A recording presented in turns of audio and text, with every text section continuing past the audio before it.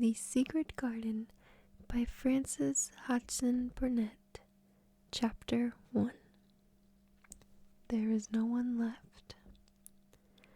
When Mary Lennox was sent to Misselthwaite Manor to live with her uncle, everybody said she was the most disagreeable-looking child ever seen. It was true, too. She had a little thin face and a little thin body, thin light hair, and a sour expression. Her hair was yellow, and her face was yellow, because she had been born in India, and had always been ill in one way or another. Her father had held a position under the English government, and had always been busy and ill himself, and her mother had been a great beauty, who cared only to go to parties and amuse herself with gay people. She had not wanted a little girl at all, and when Mary was born, she handed her over to the care of an ayah, who was made to understand that if she wanted to please the Mem Sahib, she must keep the child out of sight as much as possible. So when she was a sickly, fretful, ugly little baby, she was kept out of the way, and when she became a sickly, fretful, toddling thing, she was kept out of the way also. She never remembered seeing familiarly anything but the dark faces of her ayah and the other native servants, and as they always obeyed her and gave her her own way in everything, because the Mem Sahib would be angry if she was disturbed by her crying. By the time she was 6 years old, she was as tyrannical and selfish a little pig as ever lived, and the young English governess who came to teach her to read and write disliked her so much that she gave up her place in 3 months. And when other governesses came to try to fill it, they always went away in a shorter time than the first one. So, if Mary had not chosen to really want to know how to read books, she would never have learned her letters at all. One frightfully hot morning, when she was about 9 years old, she awakened feeling very cross, and she became crosser still when she saw that the servant who stood by her bedside was not her ayah. "Why did you come?" she said to the strange woman. "I will not let you say, 'Send my ayah to me.'" The woman looked frightened, but only stammered that the ayah could not come, and when Mary threw herself into a passion and beat and kicked her, she looked only more frightened, and repeated that it was not possible for the ayah to come to Missy Sahib. There was something mysterious in the air that morning. Nothing was done in its regular order, and several of the native servants seemed missing, while those whom Mary saw slunk or hurried about with ashy and scared faces. But no one would tell her anything, and her ayah did not come. She was actually left alone as the morning went on, and at last she wandered out into the garden and began to play by herself under a tree near the veranda. She pretended that she was making a flower bed, and she stuck big scarlet hibiscus blossoms into little heaps of earth, all the time growing more and more angry and muttering to herself the things she would say and the names she would call Sadie when she returned. "Pig, pig, daughter of pigs," she said, because to call a native a pig is the worst insult of all. She was grinding her teeth and saying this over and over again when she heard her mother come out on the veranda with someone. She was with a fair young man, and they stood talking together in low, strange voices. Mary knew the fair young man who looked like a boy. She had heard that he was a very young officer who had just come from England. The child stared at him, but she stared most at her mother. She always did this when she had a chance to see her, because the Mem Sahib, Mary used to call her that oftener than anything else, was such a tall, slim, pretty person, and wore such lovely clothes. Her hair was like curly silk, and she had a delicate little nose, which seemed to be disdaining things, and she had large, laughing eyes. All her clothes were thin and floating, and Mary said they were full of lace. They looked fuller of lace than ever this morning, but her eyes were not laughing at all. They were large and scared, and lifted imploringly to the fair boy's face. "Is it so very bad? Oh, is it?" Mary heard her say. "Awfully," the young man answered in a trembling voice. "Awfully, Mrs. Lennox. You ought to have gone to the hills 2 weeks ago." The Mem Sahib wrung her hands. "Oh, I know I ought," she cried. "I only stayed to go to that silly dinner party. What a fool I was." At that very moment such a loud sound of wailing broke out from the servants' quarters that she clutched the young man's arm. and Mary stood shivering from head to foot. The wailing grew wilder and wilder. "What is it? What is it?" Mrs. Lennox gasped. "Someone has died," answered the boy officer. "You did not say it had broken out among your servants." "I did not know," the Memsahib cried. "Come with me, come with me." And she turned and ran into the house. After that, appalling things happened, and the mysteriousness of the morning was explained to Mary. The cholera had broken out in its most fatal form, and people were dying like flies.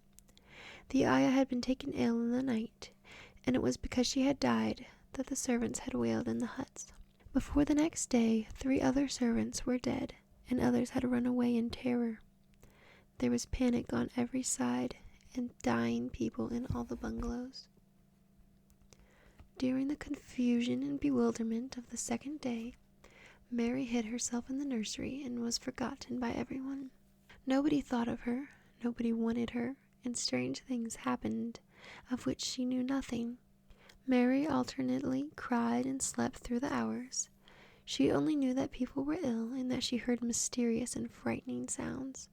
Once she crept into the dining room and found it empty, though a partly finished meal was on the table, and chairs and plates looked as if they had been hastily pushed back when the dinner rose suddenly for some reason. The child ate some fruit and biscuits, and being thirsty, she drank a glass of wine which stood nearly filled. It was sweet, and she did not know how strong it was. Very soon it made her intensely drowsy, and she went back to her nursery and shut herself in again, frightened by the cries she heard in the huts and by the hurrying sounds of feet. The wine made her so sleepy that she could scarcely keep her eyes open, and she lay down on her bed and knew nothing more for a long time. Many things happened during the hours in which she slept so heavily, but she was not disturbed by the wails and the sound of things being carried in and out of the bungalow. When she awakened, she lay and stared at the wall. The house was perfectly still. She had never known it to be so silent before. She heard neither voices nor footsteps, and wondered if everyone had gotten well of the cholera and all the trouble was over. She wondered also who would take care of her now her ayah was dead. There would be a new ayah, and perhaps she would know some new stories. Mary had been rather tired of the old ones. She did not cry because her nurse had died. She was not an affectionate child and had never cared much for anyone. The noise and hurrying about and wailing over the cholera had frightened her, and she had been angry because no one seemed to remember that she was alive. Everyone was too panic-stricken to think of a little girl no one was fond of. When people had the cholera, it seemed that they remembered nothing but themselves. But if everyone had got well again, surely someone would remember it and come to look for her.